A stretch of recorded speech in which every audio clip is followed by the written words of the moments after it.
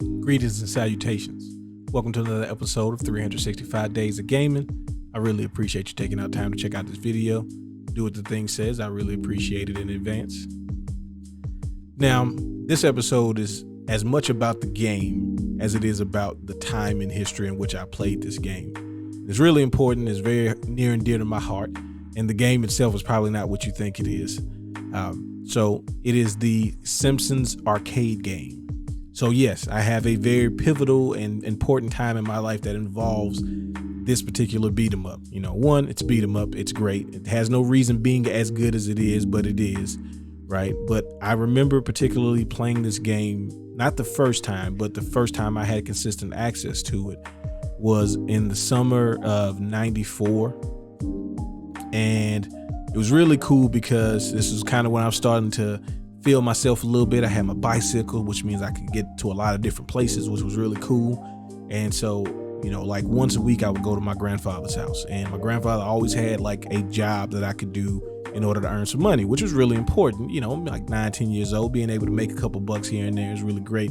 And my grandfather was not, you know, he taught me some lessons about work and things like that in the process of paying me. So sometimes the payments were less or more depending on what lesson he was trying to teach me that day. But there was a pizza place right across the street from his house. And it wasn't like this, you know, incredible pizza place. The pizza was great, actually. It was actually pretty good pizza. But they had a few arcade machines in there. And one of them in particular was the Simpsons arcade machine.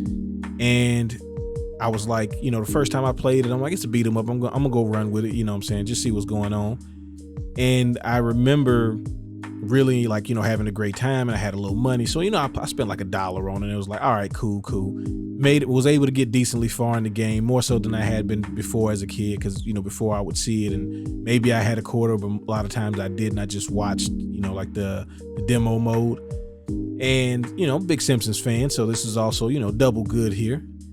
And I just would like once a week go in there and I, you know, work for my grandfather for a few hours, make some money, go to the pizza place, give me a couple slices of pizza, and then put like, you know, $2 into Simpsons and like, you know, put some progress in and see some areas that I didn't see before. You know, maybe be the boss that was giving me the blues, but like, and then every once in a while somebody might be there as well and they'll play with me, and that was really cool. But it was like this kind of consistency that I, as a kid, didn't have too many times, and this was one of those moments where I was able to kind of make this sort of a routine, and it was really cool to like know that, all right, you know, maybe Wednesday, maybe Thursday, you know, maybe a Monday or a Saturday, I'm gonna ride over to my grandfather's, I'm gonna do some work, and then I'm gonna get a nice slice of pizza or two and play some Simpsons, and then, you know, ride my bike home. And it was a great day, and this game was a big part of it. And the game itself, again, it has no business being as good as it is. It's a fun game. You know, you play between Homer, Marge, Lisa, and Bart, each all having their kind of own versions of their attacks. I usually played with Marge a lot because she had the vacuum cleaner, which gave you a lot of range. And, you know, that was like my Donatello kind of mindset, was like, I can hit them before they get to me. And that's probably the most important thing that we got to do every time, is stop them from touching you. But I mean, nowadays I kind of run with Homer just because like he's my favorite character now. Bart is also good. I mean, there's no bad character. Again, it's a Simpsons beat 'em up. It's mash buttons, get items, do moves, fight bosses, have fun. And then they have little mini games in between where you have to like blow things up or you have to slap yourself. So there are different things that are really cool about this game. Eventually they made it to where you could purchase it on like the PlayStation 3 and 360. And of course we had to get it then. And, you know, you play online with your peoples, and you know, you have a good time. And it's one of those games where it's just fun. And, you know, again, it's a lot smoother than you would think a Simpsons beat 'em up would be. And this was one of those things that always let me know that, like, you know, licensed games sometimes are hit or miss, but Simpson games were kind of in their own little areas, like Simpsons and Star Wars games.